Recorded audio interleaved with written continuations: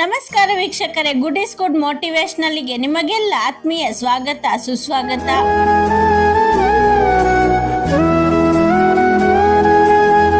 ಸಕಲ ಜೀವಿಗಳಿಗೆ ಹುಟ್ಟೆಂದ ಮೇಲೆ ಸಾವು ಇದ್ದೇ ಇರುತ್ತದೆ. ನಾವು ಮಾಡಿದ ಪಾಪ ಕರ್ಮಗಳ ಫಲಾನುಸಾರವಾಗಿ ನಮಗೆ ಶಿಕ್ಷೆಗಳು ನಿರ್ಣಯವಾಗಿರುತ್ತವೆ. ಸತ್ತ ನಂತರ ನಮ್ಮ ಪಾಪಗಳಿಗೆ ಅನುಗುಣವಾಗಿ ಸ್ವರ್ಗ ನರಕಗಳು ಪ್ರಾಪ್ತಿಯಾಗುತ್ತವೆ. ಅಷ್ಟಕ್ಕೂ ಸ್ವರ್ಗ ಎಂದರೇನೆಂದು ಕೇಳಿದರೆ, ನಮ್ಮ ಹಿರಿಯರು ಹೇಳುವ ಪ್ರಕಾರ ಒಳ್ಳೆಯದನ್ನು ಮಾಡುವ, ಒಳ್ಳೆಯದನ್ನೇ ಬಯಸುವ, ಒಳ್ಳೆಯವನಾಗಿ ಇರುವ ಸದ್ಗುಣ ಸಂಪನ್ನನಿಗೆ ಸಕಲ ಸುಖಗಳು ದೊರೆಯುತ್ತವೆ. ಜೊತೆಗೆ ಮನಸ್ಸಿಗೆ ಸದಾ ನೆಮ್ಮದಿ ಇದ್ದು ಸುಖವೇ ಸುತ್ತಲೂ ಇರುತ್ತದೆ. ಇಂತಹ ಸ್ಥಳಕ್ಕೆ ಸ್ವರ್ಗ ಎಂದು ಕರೆಯಲಾಗುತ್ತದೆ. ನರಕ ಎಂದರೆ ವಿಚಿತ್ರ ಕಲ್ಪನೆಗಳಿವೆ. ಸಣ್ಣ ಪುಟ್ಟ ತಪ್ಪುಗಳಿಗೂ ಉಗ್ರ ಶಿಕ್ಷೆ ಕೊಡುವ, ಊಹಿಸಿಕೊಳ್ಳಲು ಭಯವಾಗುವ ಒಂದು ಕ್ರೂರ ಸ್ಥಳ.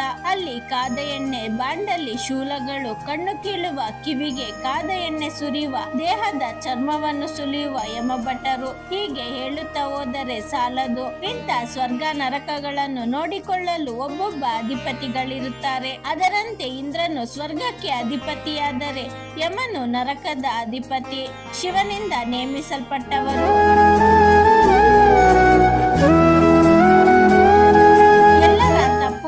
ಶಿಕ್ಷೆ ಕೊಡುವ ಯಮನಿಗೆ ಶಾಪ ಕೊಟ್ಟು ಅವನನ್ನು ಮಾನವನನ್ನಾಗಿ ಹುಟ್ಟುವಂತೆ ಮಾಡಿ ಅನೇಕ ಕಷ್ಟಗಳನ್ನು ಅನುಭವಿಸುವಂತೆ ಮಾಡಿದ ಮುನಿಯ ಅಣಿಮಾಂಡವ್ಯ. ಮಾಡದ ತಪ್ಪಿಗೆ ರಾಜನಿಂದ ಬಂಧಿಸಲ್ಪಟ್ಟು ಅವನಿಂದ ಶೂಲಕ್ಕೇರಿಸಿದಾಗ ಯಮಭಟ್ಟರು ಬಂದು ಅವರನ್ನು ಕರೆದೊಯ್ದರು. ಆದರೆ ವಿಧಿ ನಿಯಮದಂತೆ ಅವರಿಗೆ ಇನ್ನು 1 ದಿವಸ ಆಯುಷ್ಯವಿತ್ತು. ಆದರೆ 1 ದಿನ ಮೊದಲೇ ಅವರನ್ನು ಯಮಲೋಕಕ್ಕೆ ಕರೆದು ಬಂದಿದ್ದರಿಂದ ದೇವರ ಸ್ಮರಣೆ ಮಾಡಲು ಸಾಧ್ಯವಾಗದ ಕಾರಣ, ಜೊತೆಗೆ ಅವರು ಚಿಕ್ಕ ವಯಸ್ಸಿನಲ್ಲಿ ಕೀಟಗಳನ್ನು ಕೊಂದಿದ ಕಾರಣಕ್ಕಾಗಿ ಅಣಿಮಾಂಡವ್ಯನಿಗೆ ಭೂಮಿಯಲ್ಲಿಯೇ ಶೂಲದ ಶಿಕ್ಷೆಯನ್ನು ಯಮನೆ ರಾಜಭಟರ ಮೂಲಕ ಕೊಟ್ಟಿದ್ದನ್ನು ತಿಳಿದ ಜ್ಞಾನಿಗಳಾದ ಅಣಿಮಾಂಡವ್ಯ, ನೀನು ಮಾನವನಾಗಿ ಜನಿಸಿ ಕಷ್ಟಗಳನ್ನು ಅನುಭವಿಸು ಎಂದು ಶಾಪ ಕೊಡುತ್ತಾರೆ. ಇದರಿಂದ ಕಂಗಾಲಾದ ಯಮನು ವಿಷ್ಣುವಿನ ಬಳಿ ಅಣಿಮಾಂಡವ್ಯನನ್ನು ಕರೆದುಕೊಂಡು ಹೋದಾಗ ಅಣಿಮಾಂಡವ್ಯರು ಚಿಕ್ಕ ವಯಸ್ಸಿನಲ್ಲಿ ಬುದ್ಧಿ ಇಲ್ಲದ ಕಾರಣ ಯಾವುದು ಸರಿ ಯಾವುದು ತಪ್ಪು ಎಂದು ತಿಳಿಯಲು ಅರ್ಹರಾಗಿರುವುದಿಲ್ಲ.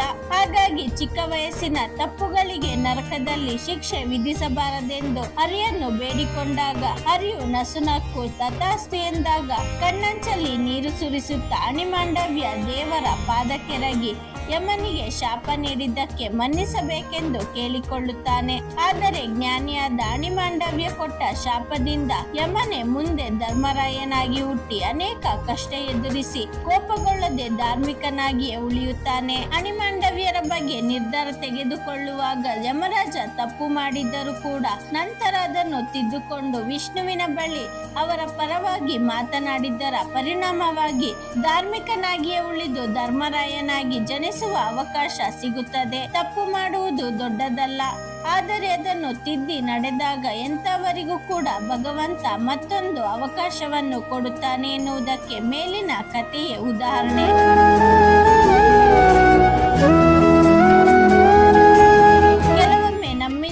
ತಪ್ಪುಗಳಿಗೆ ನಾವು ಎಷ್ಟು ವಿಚಲಿತರಾಗುತ್ತೇವೆ ಎಂದರೆ ಅದನ್ನು ಒಪ್ಪಿಕೊಂಡರೆ ಮತ್ತಷ್ಟು ಜನರ ಮುಂದೆ ಕುಗ್ಗಿ ಹೋಗುತ್ತೇವೆ ಎಂದು ಎಣಿಸುತ್ತಾ ವಿತಂಡವಾದ ಮಾಡುತ್ತಲೇ ಸಾಗುತ್ತೇವೆ. ಆದರೆ ನೆನಪಿರಲಿ, ನಮ್ಮ ತಪ್ಪನ್ನು ನಾವು ಸಮರ್ಥಿಸಿಕೊಂಡಷ್ಟು ನಾವು ನೋಡುವವರ ಪಾಲಿಗೆ ಮತ್ತು ಚಿಕ್ಕವರಾಗುತ್ತಾ ಹೋಗುತ್ತೇವೆ. ತಪ್ಪು ಮಾಡಿದಾಗ ಕ್ಷಮೆಯಾಚಿಸುವುದರಲ್ಲಿ ಯಾವ ಅಪಮಾನವೂ ಇಲ್ಲ.